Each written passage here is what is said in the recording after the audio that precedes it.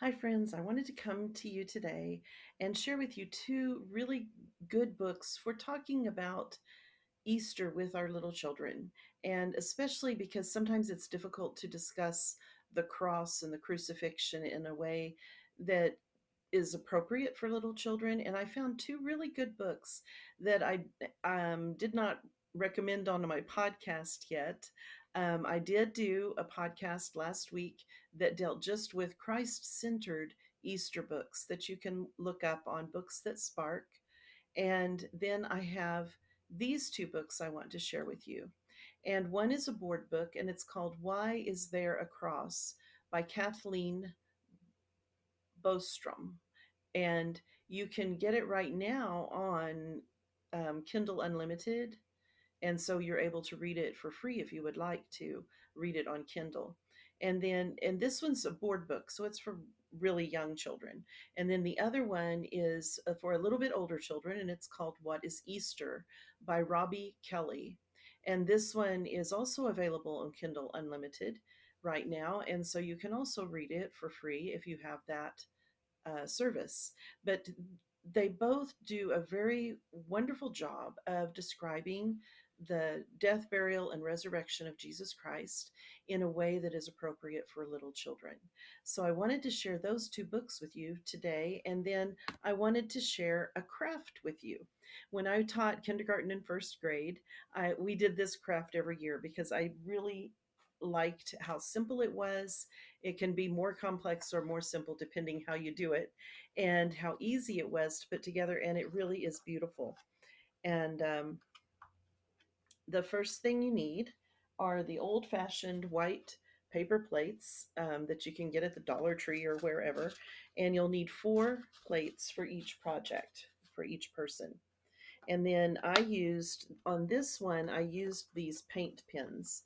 I like them. They're acrylic paints, and you can use those. But it really works better if you just use tempera paint and have the kids paint the pictures.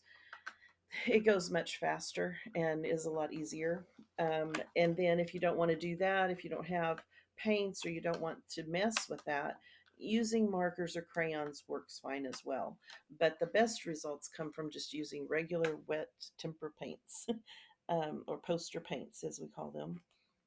Okay, I'm going to sit this down so I can show you the project. And so with the 4 paper plates, 2 of them you will, on the back of the paper plate, you'll draw the 3 crosses and just make a black uh, foreground and the 3 crosses. And so for each child, you'll these out, cut out the white part. And then on this one, you draw the tomb, and you can do it like this. I did one where I put green grass.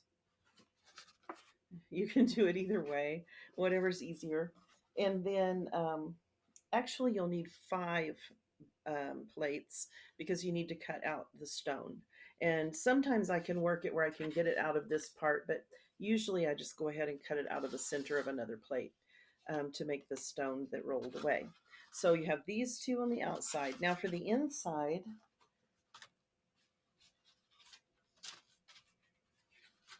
you'll need a sunset sky.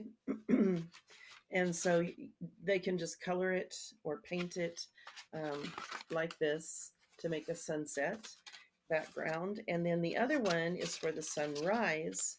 And I did just, sun, and you only have to do it about halfway across the plate. Okay, so then we put it all together. And for me, I'm just using staples today. I think, the scrapbooking paste, glue dots would work a little bit better than what I'm doing here today.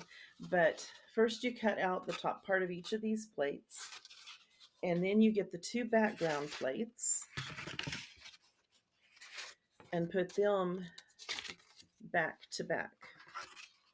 Okay, so you're going to kind of line them up, put them back to back, and staple in the center. And like I said, the glue dots would work really well for this. Okay, so I'm going to try to staple this, and look, I can get it in there. Okay, So you just want to staple them together toward the center,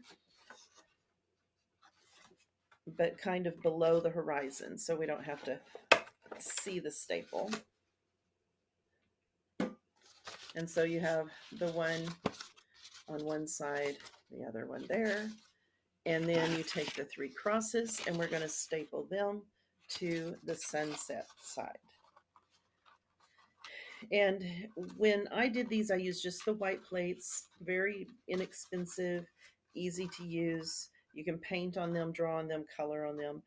But if you're in a real hurry or you want to do something a little easier for your kids, you can get colored plates that are already the color of, I would get orange for the sunset, and I would get blue, baby blue, for the sunrise, and then they can draw the sun. They could then draw the sun onto the morning sky, or you could even use construction paper and they could paste it on or glue it on. So that's totally up to you. There's several ways you can make it happen. And so you staple the three crosses onto the sunset, and then you staple the empty tomb onto the sunrise. And if you don't want to staple them back to back, you can also do it separately and just put them on the wall that way, or put them on the refrigerator, or however you want to do it. But I like to do it this way and then get a piece of yarn and hang it from like the ceiling. And so it can turn round and round, and they can see the three crosses and then see the resurrection. And then you just put the rock by the empty tomb. And for today, I'm just going to staple it, but I think it would be better to glue it so it would look nicer. And so then when you're done, you have the three crosses, and on the other side, the empty tomb. And after you've read the books that I mentioned today, then you can have the children retell the story to you. And like I said, I like to put a piece of string from the center and let it hang, and then it twirls around for you to be able to see both sides. But this was just such an easy craft, and I really enjoyed making it with my students when I was teaching kindergarten and first grade.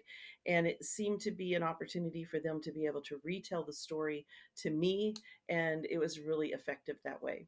So I wanted to share that with you today. I hope you have a very special and meaningful Palm Sunday and Easter, and that God blesses you as you share your faith with your children.